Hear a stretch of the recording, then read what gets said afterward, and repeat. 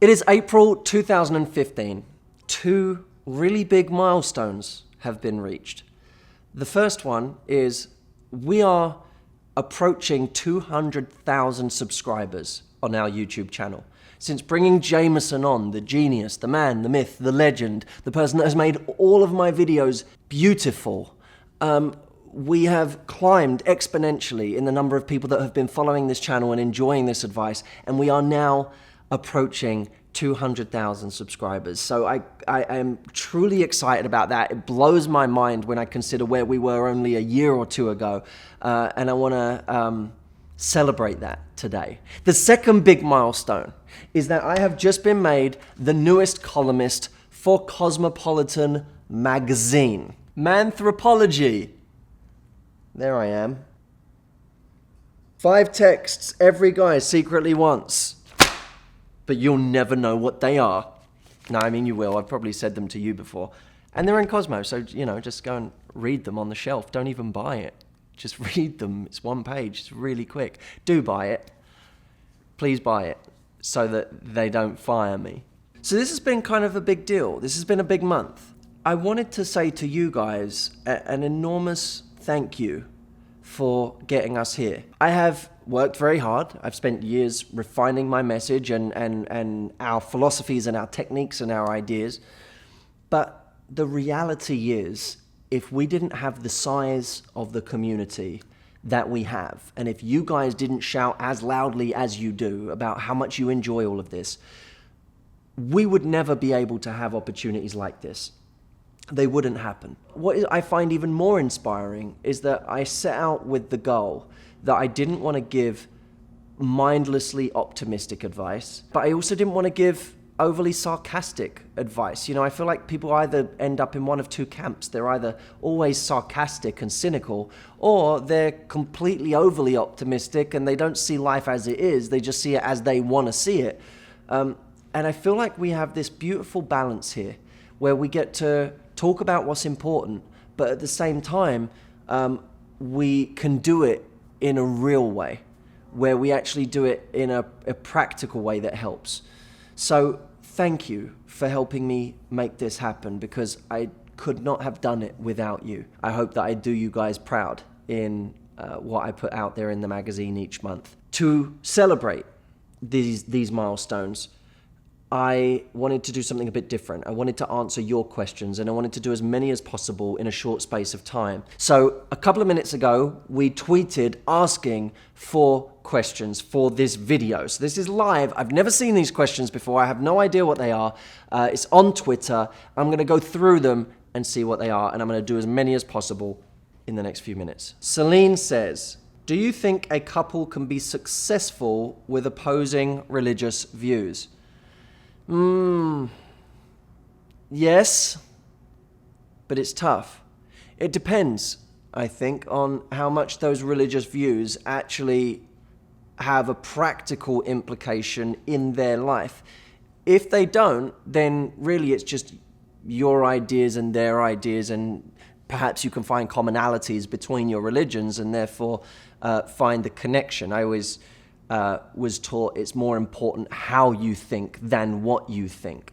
So if two people have two different religions, but both draw the same meaning from them, and they both think in same ways about the values of that religion, then I think the values can be something that can actually bring them together instead of tear them apart. There may be differences, of course, in what they actually believe happened, but at the end of the day, Sam, I can't, if you do this, I can't concentrate. I will be quick, don't worry. I literally have one of my staff behind the camera right now, going like this, as if to say, okay, next question, because they know I spend too long answering questions. But that's not a question that requires a 10-second answer, and I'm trying to keep it short. I'm going to move on. But yes, I think they can work. Brian Escobar says, do you ever get time for yourself, like a vacation? You seem so busy all the time with tours and video blogs, etc. That's actually true. I am busy kind of all of the time, but that's why I tend to merge the two.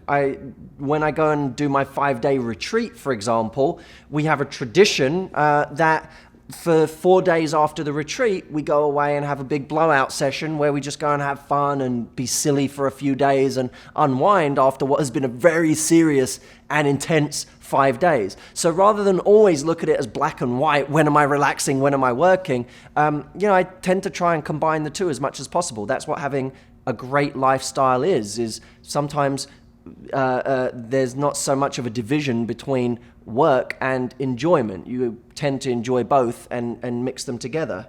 But sometimes I'll just take a holiday, but not that often. Do men feel an emotional connection after sex? Sometimes, not always. Men can have sex quite often and not feel an emotional connection. I don't think men get an emotional connection through sex, for the most part. I think that if they already have an emotional connection with a woman before they have sex with her, having sex will heighten that emotional connection. So it can think of sex as like a magnifier. It can magnify the effects of an emotional connection, but it won't create one in the first place for most men. Pfizer, I'm going to say Pfizer. What are the top 3 signs of a healthy relationship, and when to know it's worth fighting for or holding on to? Top 3 signs of a healthy relationship. 1, 2 people think about new ways to impress each other and turn each other on and flirt with each other and excite each other. So they're looking for ways proactively to make their partner feel more engaged in the relationship. 2, when there's an argument, they're not trying to hurt each other, they're trying to work together to be kind and to understand each other, so that they can move through it. They're not trying to win, they're trying to understand each other and actually move through the argument as 2 people that love each other. And what would be a third one? 2 people that understand the value of taking time away from each other instead of just spending all of their time together, trying to become one, trying to merge. There's a big difference between love and desire is created in the space between 2 people. So we must not eliminate all of that space in a relationship. It's important to keep a little space every now and again to have some unknowns between us so that we can still be attracted and excited and mysterious to each other. Sarah says, why does this one guy seem interested 1 minute, then ignores me until it suits him again to talk? Because he's selfish and it works for him when it works for him. He comes to you, he gets a little attention, he enjoys that attention and that validation, and then he goes off and either gets it from someone else in the meantime or just goes and hangs with his friends or watches football or does whatever he does. And then when he gets a bit lonely again and feels like he needs a bit of validation and attention, he comes back to you. It's a selfish thing, but it's also a very human thing that people do. You need to stop worrying about why he's doing it and start worrying about how much time you're spending thinking about a guy who is only in your life sporadically. T.F. Price says, what's the most challenging aspect of your career and has that changed over time? I'm going to give 2 things. 1, energy. There's an enormous amount of energy required for what I'm doing, and different types of energy. Sometimes it's the energy of going for 10 hours a day in a seminar. On my retreats, we go for 5 days and they're long days. That requires a lot of energy and that can be challenging. But then there's the energy of having to sit down and write a new product or, something that I'm excited about putting on paper, but that's a very different type of energy and requires immense amounts of concentration. So there's the amount of energy that is required day in, day out to run this whole operation. And then I guess another one would be trying to get good at being a coach and a speaker, and also trying to get good at running an organization, both at the same time. Those 2 things have been very tough. In fact, it's multiple things. It's trying to be a great speaker, trying to be a great coach, trying to be great on camera, on radio, trying to be a great writer, trying to run a business, all of these things at the same time. Trying to do many things well is always a challenge, which is why you need a great team. Sam, how persistent is too persistent? if you hit it off with someone and then don't get asked out again, do you stop the chase? Well, you don't keep chasing. If I wanted someone to subscribe to my YouTube channel, I might once in a while make a video and then say, hey, by the way, subscribe to my YouTube channel. But I'm not going to keep saying it every week, subscribe, because I don't want to chase subscriptions. I just want to put out great stuff. And then if people like it, they'll hopefully subscribe on their own without me having to ask. So every now and again, I might be bold enough to say, hey, you over there who hasn't subscribed, you should subscribe, you moron. But I won't say that every week. Here's the thing. If you want someone to chase you, or if you want someone to ask you out, just be great around them. Be sexy, be flirtatious. Be someone who is amazing to be around. Be someone who can't be ignored. And you're likely to get asked out. If you combine that with showing a few signs here and there that you'd like to be asked out by him, then you're really winning. But no, don't keep chasing. Just make sure he sees the amazing side of you. Giada says, I got dumped because I have a better salary than my boyfriend. I am too strong and independent. How should I react? Give all of your money to charity and then start dating again. I don't think that strong, independent women turn all guys off. I think they turn some guys off. If you earn a lot of money, but you're humble and sweet, a lot of guys won't even think twice about it. But if you earn money and you're putting it in his face all the time that you earn more money than he does, then he's far more likely to be intimidated or insecure about it. Some guys will always be intimidated or insecure about it. Those aren't the guys you want to date. If you want someone who's not going to be intimidated by you, go for a guy who's either more confident or more accomplished. Those are your two options. Ainwa says, are you dating someone?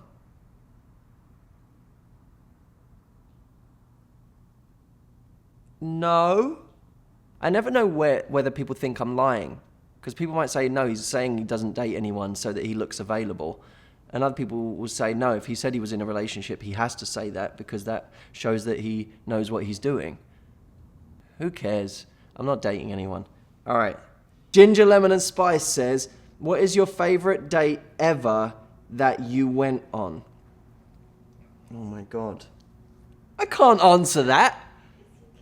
That offends everyone else whose date it wasn't. They're all my favorites. Alison says, is it harder for you to be romantically attracted to someone because you're able to identify what they're doing to attract you? I get asked this a lot, and no, not really, because it's really charming when someone's trying to attract you. It's like, that's really attractive. I like it. So, if anything, if I see signs that someone is trying to attract me, it makes me want them more because I feel I tend to like people who like me.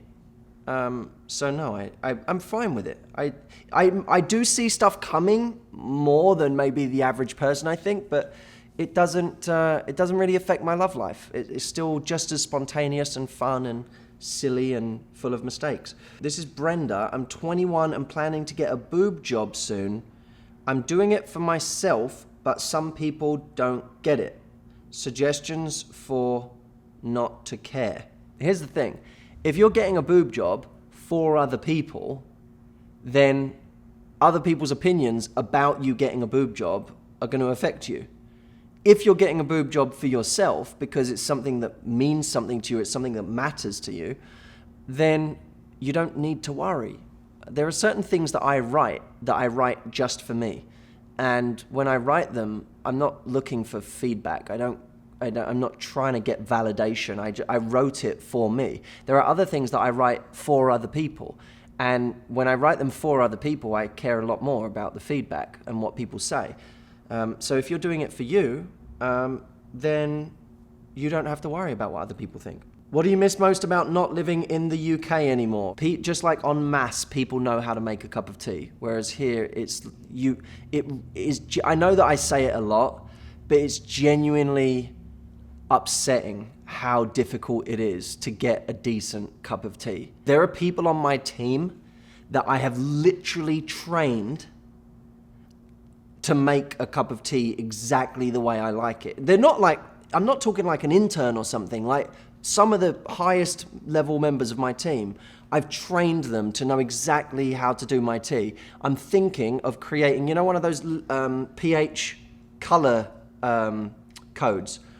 I'm thinking of creating one for tea where there's like 11 different shades of beige, and I circle the one that I really want. Then they'll be able to do the old tea test. Someone should invent that. Alison says, if you were attracted to a girl, but then you found out that she read your book and used it to get you, would it be a deal breaker? Sort of be like really, just be really hot, wouldn't it? Someone literally read a book that I wrote and then used it to get me. So some sort of weird fantasy. No. Go for it. All right, we're going to do like 3 more because I can see Jameson's getting so annoyed with me right now. Lauren says, how do I know when I should and can move out of my parents' house? I'm 22 and don't know when the right time is. Love you, Matt. Well, the right time is when you feel like you've got yourself on your feet and you don't want to take that help anymore, but don't be afraid to take help when it's there. Just don't take advantage of that help. Ariel, hi, Matthew. Why is it that my best friend only wants us to stay friends even if we know we both like each other? We know? Do you both know that you both like each other? Joseph Hardud says, how strong do you believe in your thoughts? I mean, are they always true? If not, why are you sharing them with us? When you're putting something out to 200,000 people, you tend to try and make sure that you feel there's a grain of truth, at the very least, in what you're saying, because you're going to be held to account by that group of people who are ever scrutinizing. So I do feel very strongly about my thoughts, and I'm usually quick to correct them if I think I've said something that I don't now agree with. Are they always true? But probably not. I mean, you have to decide that. They're true for me, but people debate the truth all the time. If not, why are you sharing them with us? I don't know, Joseph. You know, I'm just a man thinking thoughts and saying them. You don't have to listen. I'll keep sharing them. If you want them to be shared with you, keep coming back to my channel. Don't forget to say thumbs up. Basically, we have a social media lady who is on my team. Her name is Sam. She came to watch this video, and by the way, she's been nothing but a distraction, but I do want to please her. So if you like this video, click the thumbs. Do you mean click the thumbs up thing? What do you mean if they like parts of it? If you liked a part of this video, please thumbs up this video.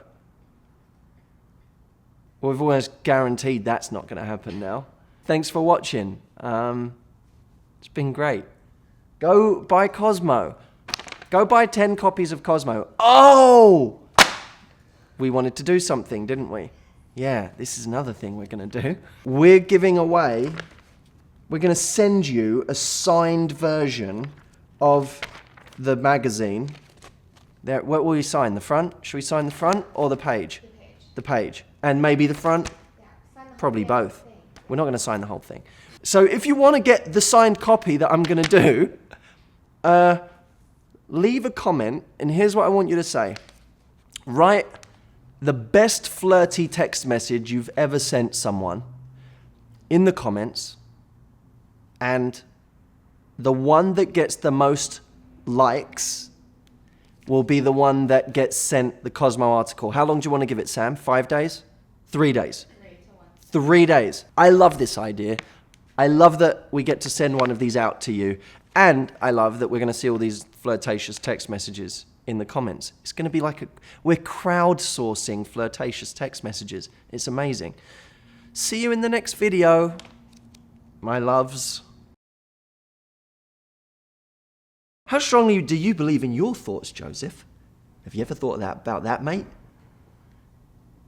If not, why are you sharing them with me? Well, I'll keep sharing them if you want them to be shared with you.